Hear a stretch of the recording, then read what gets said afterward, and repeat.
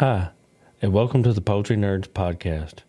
I'm Carey Blackmon, and I'm here with my co-host for the show, Jennifer Bryant, and we're here to help you figure out how to raise the healthiest, happiest, and highest quality birds possible.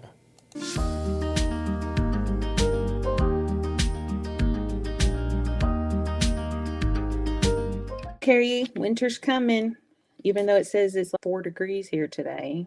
We've already set our clocks back and all that good jazz, but when I was outside earlier today, I started sweating. So I'm like, is it really winter? We've got our air on. I haven't turned, I think the heat so far cut on once. Yeah. But either way, winter's coming. We do, and we have to prep for it. And we're in the South, so we don't really do a lot of hard prepping, but we still seems like we get a week or 2 or 3, I would say 3 max, of really serious cold that just makes you want to not care if you have animals and question all of your life decisions. Are you there? And with this, in this show, like we've both done some prep for this show. I've talked to my friend Mike up in Alaska, and I've talked to Esther and John in Vermont, and Mandy in Ohio, and you've talked to some folks. I did. I talked to Alexandra in Florida, and they don't do much down there. A friend in Oregon that I talked to, I think it depends on which side of the mountains you're on over there on how much prep you do. But everybody does something a little bit different. So I figured we would just talk about what we do here. And then if you're new to chickens, and you can take that and translate it to your location. I mean, I don't want to talk about being in Alaska because we're not up there and never been to Alaska. And I don't know that I really care to go to Alaska, honestly. I think for him in Alaska, he has to use heated waterers. Yeah. And he said that's the vast majority of his energy consumption in the wintertime is the heater for his poultry waters and the water tanks for his other animals as well. So, I can see that. I have a son that lives in Alaska, actually. And they're waiting on a fuel delivery right now. That could get rough. Yep. So here, I'm in Middle Tennessee. Some people don't know that, but I'm in Middle Tennessee. You're in Middle Alabama. So we're not in the mountains. Middle Tennessee is like a bowl per se, and I'm on the southern edge of that bowl. So not really flatlands, but not in the mountains either. Pretty close to flat there, though. It is, yeah. We have a nice flat property on purpose. Yeah. But regardless of where you live, you do have to take into account ventilation. I think people want to wrap up their birds, keep them warm, and sometimes that lack of ventilation is going to do a whole lot more damage than the cold will ever do. Yep. Yeah. So do you change your feed at all in the wintertime? So what I do, I use the same mix of feed that I use in the summertime, because here we don't really see below 32 for more than a week or so at a time very often, because in Alabama, it could be 26 one day and 40 the next. Mm-hmm. So what I do mine a little different. I'll take, and as I'm getting my feed together for that day, I'll take, let's say, a 50-pound bag of feed, and I'll toss in not quite a whole scoop, about 8 ounces worth of cracked corn. I'll throw that in with a 50-pound bag and mix it up just to give them a little bit extra corn, roughly 8% if you're calculating the math. And that corn helps them build up their internal heat that they naturally put off to keep them warm. So if it's below 32, I'll do that. But other than that, I don't change anything about the feed. And from talking to people up north and talking to Jeff about feed, that's really what he recommends is doing that if it's going to be below freezing, not really changing a whole lot.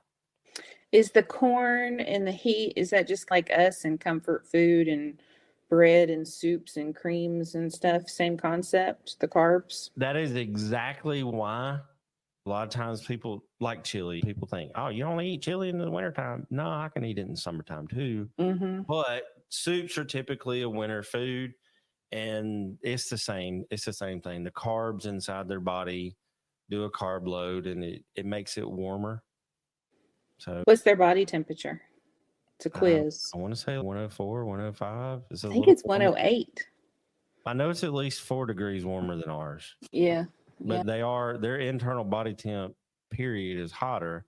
That's why when they do the molt, a lot of people recommend to lower the protein level of the feed to not make their body hotter because they're already miserable, especially in Alabama.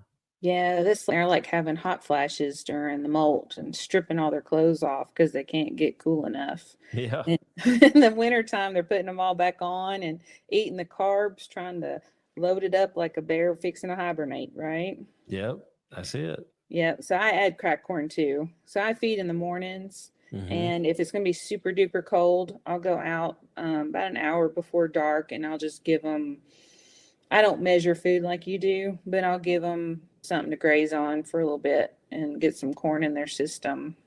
What about the coops? Do you change anything about your coops?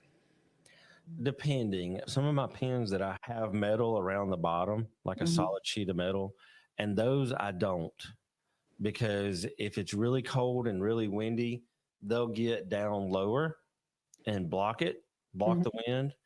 But I have found that even when it's in the teens, a lot of my birds, they want to be on the roost pole. They want to have everything flopping in the wind, and they don't. Now, I do have some that are made of chain link fence or 2x4 wire all the way to the ground. And on those, I use something solid, like a piece of wood, a thick sheet of plastic. If you can find a company that does drink machines, the Lexan out of the front, they can't change it anymore, or it's not good for them to use in a machine. You can drill some holes in that and zippy tie it to your stuff, and it won't flop around and make a lot of noise. That works really well. The thing about the noise, like, I don't like plastic, because plastic sheeting, if you don't secure it really well, it's going to flop. It's going to make a lot of racket. The birds get real nervous and anxious and stressed out, and you're already not getting a whole lot of eggs. And when they get stressed out, you're going to get even less. So I don't really like using that a whole lot. I don't use plastic at all.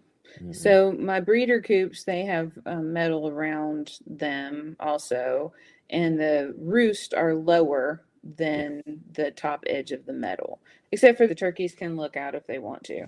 But the chickens, they're blocked from the wind. But now my main coop in the back is the whole lean-to, is the west side of my barn. So that coop gets the full brunt of a windy, rainy, whatever's coming at it kind of thing. And it's just hardware cloth on with a wing and a prayer. Honestly, it's not predator proof at all, but the dogs keep everything out, so I'm not worried about it. But those chickens have been in there. We've been in this property 4.5 years now. Same chicken coop, wind hitting them even when it was below zero. They were out there. They didn't care. And actually, that coop was the only one I didn't have any trouble with. Nobody got sniffles. Nobody got frostbite. Nobody got anything.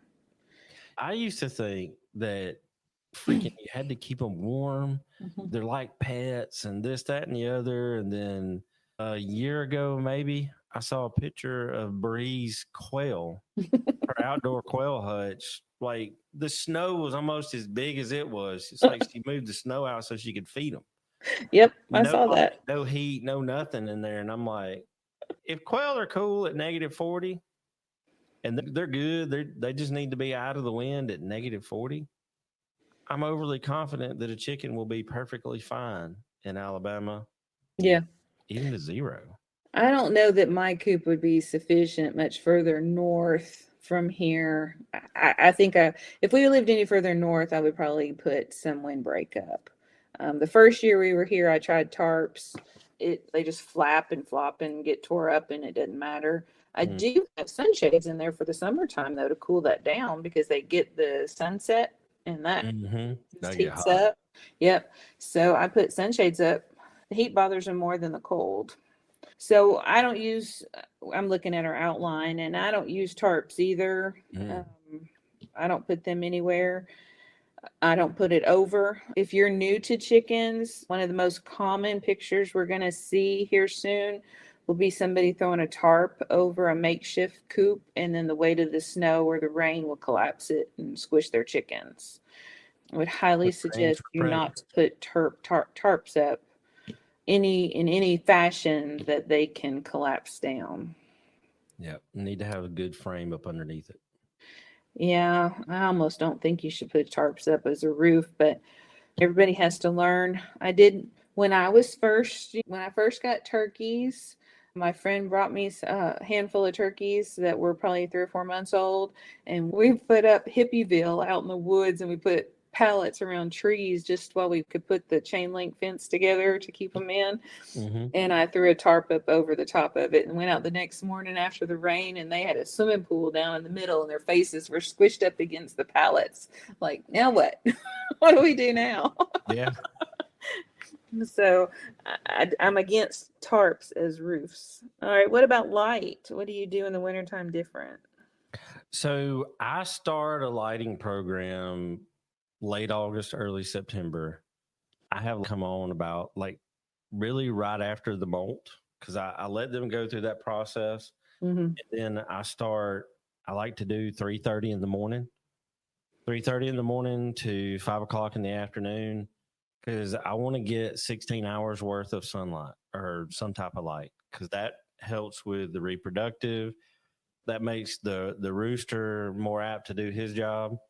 That makes the hens, that gives them enough of a light cycle to where their bodies will lay those eggs out and make that work, because my favorite time of the year to hatch is in the wintertime, which is different, but it's easier to not overheat a brooder in the wintertime than it is in the summertime. So I do that, and I like to cut the lights off at 5. Yes, that's not a full 16 hours, but it gives you that last couple of hours as natural daylight, so they can roost like they normally would. And to me, I think that's really important for that natural progression to happen. A lot of people, another thing people will do is that they'll only turn their lights on. If they turn them on at 3:30, they'll only do it for a few hours and then let day happen. I leave mine on all day because I like for it to also be constant, because to me, poultry are a lot like old men. We like things to be the same. We like for it to be constant all the time. We don't like change. So that's why I leave mine on from 3:30 to 5. It is what it is, but it works. I get eggs year round. Mine are set to come on at 5:30 in the morning, and they go off at 9 at night. But that's inside the barn, and that's year round, so nothing really changes for them during the winter. Now, one thing I will do is any birds that I'm going to be using as breeders, I will bring them down. I call them the condos. That's the east lean-to on the barn. I have 8 pens over there, 9 pens over there. And I'm actually ordered lights today. Now, I may do what you're talking about and turn those ones on at 3 in the morning, so they get like a natural sundown. But being on the east side, they're not going to see the sundown anyway, so I don't know if it really matters. It's that whole afternoon period when the light starts to naturally progress down. They know, hey, it's not really light.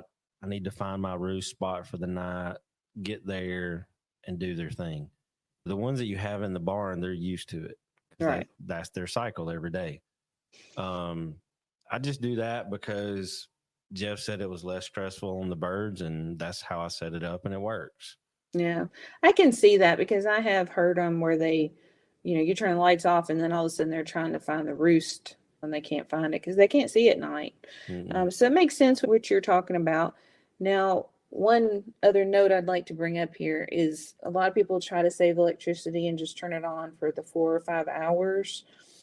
Those days, I'm assuming it's the same everywhere in the United States, but here we get the gloomy days in January, February, and March, really. And some days you can't hardly tell that it's not nighttime. The clouds are so thick, we don't get any daylight through, really. Right. And if we're not getting that UV light, then the birds are not getting the UV light either. Right. So you've got to get those lights on them. And let's be honest, everybody's using LEDs now for everything. And we're talking about 1 or 2 pennies a day for a light bulb. Yeah. And they're not really expensive. I've got 8-foot sticks out there of LEDs, and I didn't pay, $10 a stick maybe for them on Amazon. I ordered some rope lighting today. I got 100 feet for $40. That's what I'm going to put in the condos. And they had a 15% off coupon. All right. Somebody asked me yesterday if I heated my barn. I do not. At peak capacity in March and April, now this is my quail barn, I might have 3,000 or 4,000 birds in there. And that does include grouse and chicks and the breeders and everybody else in there. That's a lot of body heat. And like this past, was it February when it was like 2 weeks of super duper cold? Yeah, we actually had to open the big doors and cool it back down. Their body heat would heat that barn up. You got an insulated barn, 3,000 birds in there. You're going to need to crack a window and turn the fan on to pull some cool air in. We did. Twice a day we had to go out there. We opened those big doors. That's 14-foot doors, and we opened them up just to cool that barn back down. It was getting up in the 80s in there. It was crazy. We did not expect that because we just had that insulated last year. So it's only been like a year and a half-ish or so. So that was like a pleasant surprise, actually. Now, even in the South, we do have times where water buckets freeze up. I'm not going to go buy some electric water buckets for that because they're $70-$80 and it doesn't happen that often. But I will say this, I can't remember exactly who told me this idea. They said get a quart jar of honey, whatever kind of honey you can get, a quart jar of honey, put it in a bucket. Because in order for the honey has a lot lower freeze point than the water does. And for the water to freeze, it's got to get everything in it that cold. So that suggestion was given to me and I was like, okay, I'm going to try it.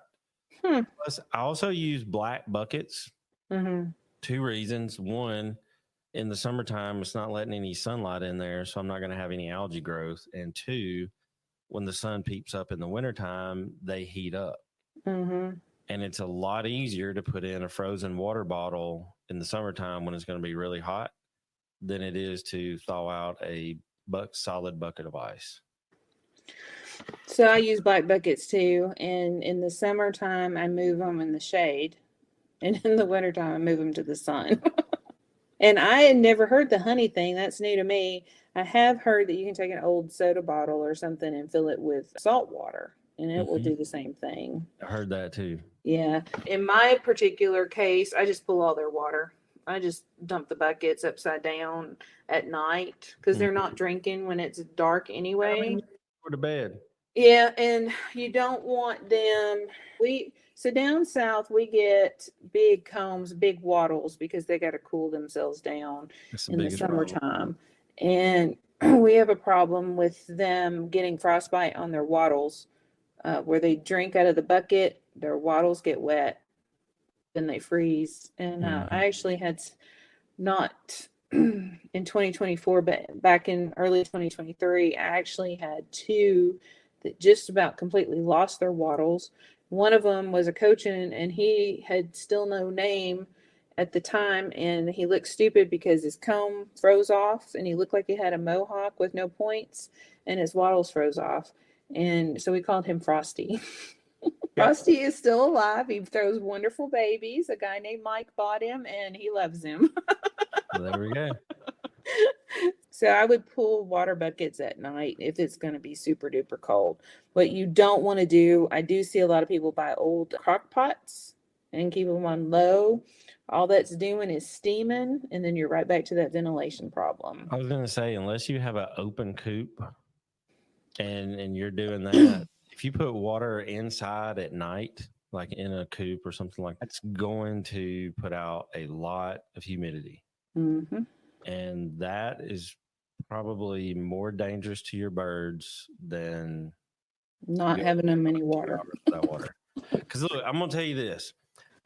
I know people that ship birds as far as Texas to the Philippines. They're not allowed to put water in there. And it's a 3-day trip, no matter how you shake it. A whole banana or half an apple. Mm-hmm. Put that in the box with them. That's what they get for 3 days. Mm-hmm. And they make it. So if your birds go a couple hours without water, if they get thirsty enough, they're going to peck on the ice. But if that's the case, it's been way more than a couple of hours, and that's on you. So like she said, dump the water out, fill it back up the next day. All right. Roost bars. Now I preach a nice wide 2x4 for the chickens. I use 2x8s for the turkeys. I have used 2x6s, but the idea is they have something substantial to stand on. Yep, you don't want to give a 16-pound bird a 1x to stand on. Do you want to stand on a 1x? Think about it. A 1x is going to become U-shaped instead of flat. But if you give them something where their toes wrap around, and I know people think, oh, they roosted in trees and stuff. Yeah, they did, but they had their choice of branches to choose from. And I guarantee you they picked the nice wide limbs close to the trunk. They didn't go all the way out to the edges where it was a half an inch diameter. Because they're not dumb. They're gonna look for comfort. And so when their toes are out, they want to rest their bodies over their toes so they don't get frostbite. I've preached for years, you can learn so much if you just pull up a bucket and observe your birds. And they don't want to wrap their toes around a roost. They want to stand on the roost and sit down on their toes. How about chicks in the winter? I know you like to do chicks in the winter. Indoors and brooder plates. That's what I do in the wintertime. Indoors in my barn so they're out of the wind, and brooder plates. Now, I will say some of my show birds, like you, I bring them in the barn. I put them in stalls. My barn does have a heater in it, but that heater is set to 50 degrees. Now, this is a heater that is permanently mounted in the ceiling. It's a industrial rated heater designed for large buildings like barns and garages. So the chances of it tilting over and causing a fire are going to involve some pretty decent sized lag bolts breaking. Should never happen, but I set the thermostat on 50, about chest height, and that's it. And other than that, the brooders do their job, because if you have brooders and it gets below that inside, they're really not going to keep the birds warm. No. And just make sure your brooder is not on cold concrete, because that cold will seep up through the floor. And the brooder plate is not designed to warm the space. It's designed to warm the chick. Right. But they're resting on that cold floor. Get that brooder up off of the floor so your room temperature air can circulate underneath it and keep it at room temperature. Especially if you're talking about quail, because if you set quail on the ground, even in the summertime, that coolness is going to radiate up, and you'll have quail in there with cold feet. It's 80 degrees outside. Yeah, just anything you can to get that brooder up off the floor. I had a lady, she ordered, I don't know, it's been a few years ago now. She wanted, I want to say 250 eggs. I sent her, quail eggs, and she's way up north, and she was brooding them in her basement. She had just stood up 2x8s and put shavings on the concrete floor in the basement, and it was a big space, like 10 by 10. And she had like 3 or 4 brooder plates set up, and she's like, they just are laying down and not moving, and sometimes they're dying, and they're just really lethargic and stuff. And I said, they're cold. Sit down on the concrete floor and see if that cold doesn't seep into the back of your thighs or your feet even. So always test what you're doing with your own skin and see if you can't figure out what's going on. Because typically it's something fairly simple. It's not usually something that's really complex. And the last thing on our list here is air quality. And that's a big thing too. When you're putting up barriers to keep wind out and stuff like that, air quality is going to be a thing. Yeah, don't build them a coffin because that's what it's going to probably turn into. Because there, from what I have been told in my studying and my research, if you can smell the ammonia, it's already too toxic. And our systems are a lot stronger than a chicken or a turkey or a quail system. To us, if it just stinks, to them, it could be choking them. Ventilation is key, but with the air movement in the ventilation, they need to be able to get out of that stream of air so they don't get too cold. Oh, mine get cold. They're going to get cold regardless. That's why they tuck their head under their wing. Yep. I can look outside my bathroom windows and see some of my fly pens that I've got some birds in. And last winter, my wife was like, "Hey, why something's wrong with your bird?" I said, "What do you mean?" She said, "Like its head's gone." And I'm like, "Whoa, what?" And I get up and I go in there and I look out. Its head's under its wing. Mm-hmm. She was like, "Why?" I said, "Because underneath that wing is warm and it's cold outside." So those big wattles and those big combs, you do need to put something on them when it's going to be super duper cold. I think people put Vaseline on them, Neosporin on them, something that doesn't freeze, Vicks. Since mine are exhibition birds, I just bring them into the barn. A lot of people put their birds in show pens and show boxes and just stack them up. But again, we're in the South where those things are a few nights a year, not 6 months of the year. So we're not built for that down here. We don't even own heavy coats down here. We just layer up sweatshirts down here. Yep. So we go into panic mode when it's going to be down in the 20s or teens at night. For me, if it's going that cold at night, that's just a good sign to stay inside. Yep, but that also means your birds could get frostbite on their combs and wattles, so keep that in mind. And there's nothing you can do. You can't fix it. You can't do anything for it. You just leave it alone and it just let nature take its course and let it do its thing. Frosty is going on 3 years old now with his little mohawk comb, and he looks. I was gonna say if your bird gets that, you can't fix it. The feathers mess up, molt to fix that, but it's not going to fix. But just know that it was frostbite, and what you breed from that won't have it. Yeah, that's not a sign of his breeding ability. That's a sign of, oops, I forgot and didn't bring him in fast enough. Mm-hmm. And you can't take him to shows anymore, but that doesn't mean he wouldn't make a fantastic breeder. So I guess we're ready for winter now, huh? We've done a lot of talking about it. I'm off the week of Thanksgiving. And I'm going to finish cleaning out my barn, redoing everything in my barn, getting ready. I've got 12 keep stalls that I'm setting up for the birds. So when it does get down into the teens or whatever, I can bring Houdini and all the other ones with the big cones and wattles in. And I have running water in my barn now, so I'm going to have to insulate the pipe that goes across the ground. And no, I'm not ready yet, but I know what I need to do. Yeah, it's coming. Fix it now. Make it easier then. All righty. See you guys next week. Have a good one. Thank you for joining us this week. Before you go, be sure to subscribe to our podcast so you can receive new episodes right when they are released. And they're released every week. Feel free to email us at poultrynerds@gmail.com to share your thoughts about the show. Until next time, Poultry Pals, keep clucking, keep learning, and keep it exciting. This is Carey signing off from Poultry Nerds. Feathers up, everyone.